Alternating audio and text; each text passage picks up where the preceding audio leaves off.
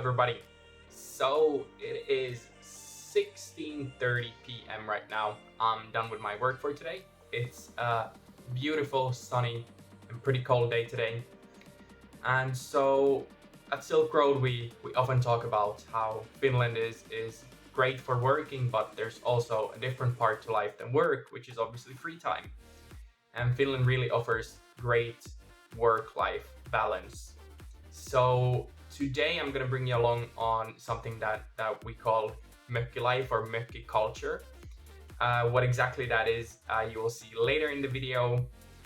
But to get there and to start off the video, we will have to actually get to the harbor. So I'll see you at the harbor. All right, everyone, we're here at the harbor now. So obviously in summertime, the harbor is gonna be full of boats and stuff like that. But during the winter, this is where people leave their snowmobiles, and you can also see that during winter time, there is actually cars that drive on the ice. So yeah, some winters the ice actually becomes thick enough for pretty much any car to be able to drive on it like on a normal road. And yeah, this is what the harbor looks like, covered in snow and ice. So let's get going then.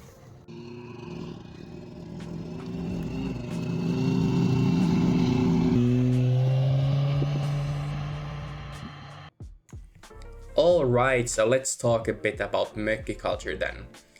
So for those of you who don't know, a mökki is a Finnish cottage that people usually go to during the summer months to escape the hustle and bustle of city life.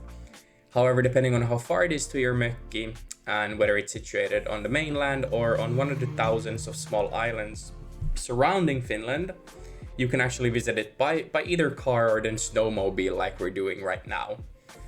The cottages or the mökkis are usually located in rural areas near a lake or a forest and are a popular way for Finns to reconnect with nature. Mökkis are deeply ingrained in Finnish culture and honestly in the whole Finnish way of life. Many Finns have grown up going to mökkis with their families and friends, and it's also not uncommon to see families actually have the same mökkis for generations. So a lot of the houses that you see here on the side have actually been in the ownership of these families for generations. The mökki lifestyle is all about simplicity and relaxation, and when you're at the mökki, you're actually there to disconnect from technology and the stresses of everyday life. You're there to spend your day swimming in the lake during summer, picking berries, going for walks in the forest, and in winter to just disconnect from all of the hectic city life. Something that many people don't know that haven't grown up in a country with a lot of snow is that snow actually has a very sound dampening effect. So during winter, when you're surrounded by snow at your mökki, it is completely silent. You don't hear a single thing. You might hear the occasional snow scooter passing by, but apart from that, it's complete silence. It's quite freaky, quite magical. You really need to experience it for yourself to understand it fully. But yeah, it's not just about the relaxation. There's like a strong sense of community that comes with mökki culture. When you're at a mökki, you're often surrounded by other mökki owners who are also there to unwind and enjoy nature. So it creates this sense of community between you and your neighbors, so to say. So yeah, overall Finnish mökki culture is all about reconnecting with nature, simplifying your life, and just enjoying the company of friends and family.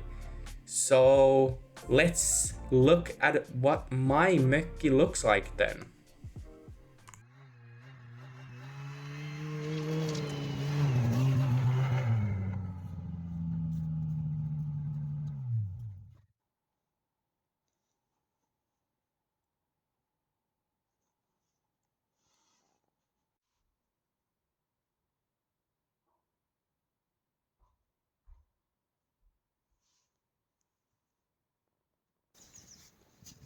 Like you can see, a lot of snow accumulates at the mökki during winter time, and it can be quite hard getting there sometimes. but it's really up to you yourself to also take care of this little piece of heaven or paradise, however you want to call it. So taking care of all that snow is also a part of your job then, and you can really look at it as your daily workouts when you do this.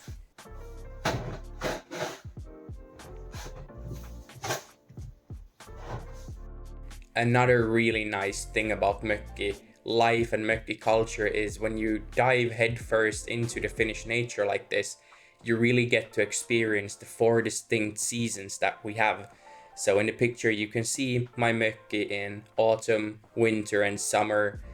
The reason there's no picture of spring is because during spring there is often still a bit of ice on the water, so you can't put your boats into the water yet. And also the ice that is there is too thin to actually travel there by snowmobile. So during some of the spring, the Mökki, in my case, is inaccessible. But during the rest of the year, you can go there whenever you want to. So Mökki culture used to be all about disconnecting from technology and the modern life. But nowadays, people don't really want to let that go. So this is what a modern Mökki looks like nowadays. We have a TV, electricity in the house, there's even a small computer here, and believe it or not, the floors are actually heated here. So you can heat with the floor, but most often than not, we actually use the big wooden fireplace that provides a lot of heat for the entire cottage. So that's really, really great to have. Apart from that, the Mökki is pretty small, very open areas to promote the sense of community and family feel. Basically, more or less everyone sleeps in the same room, they're just a bit separated. The interior is very traditional with these elk horns on the wall here and the cartwheel lamp above. And we have these small jars as well that are really typical for Finland with rice and flour and things like that in.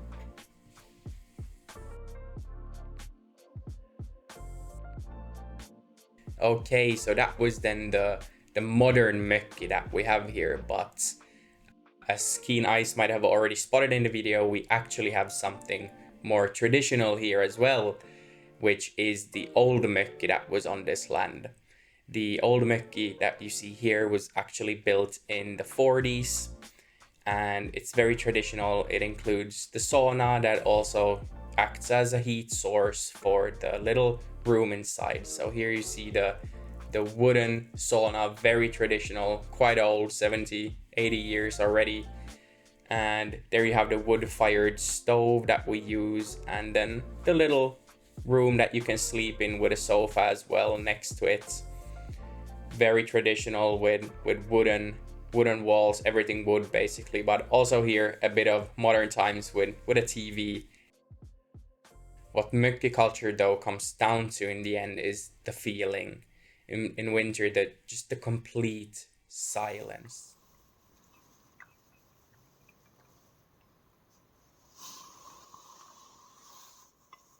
The only sound you really hear is the occasional snowmobile going by in the distance and your jacket rubbing against itself making sounds, and the creak of your feet against the frozen ground. It's just a really magical experience.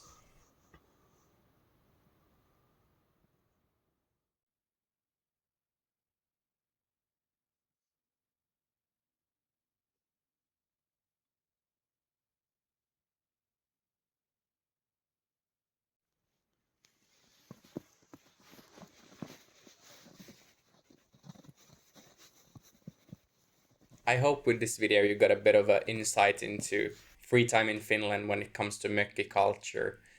And yeah, it's really something you should experience for yourself when you arrive in Finland. All right, we are back home again. That was real fun.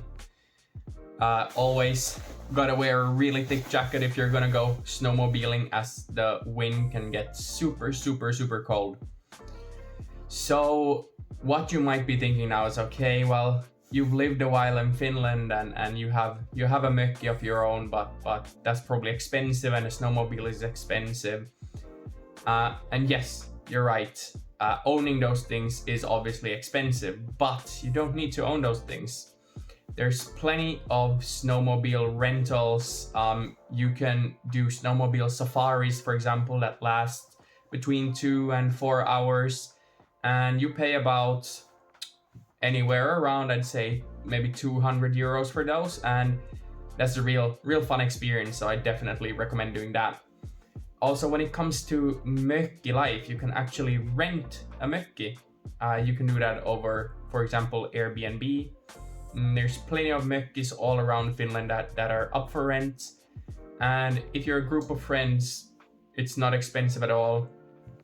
You might be paying as little as 20-30 euros per person per night staying at a mökki.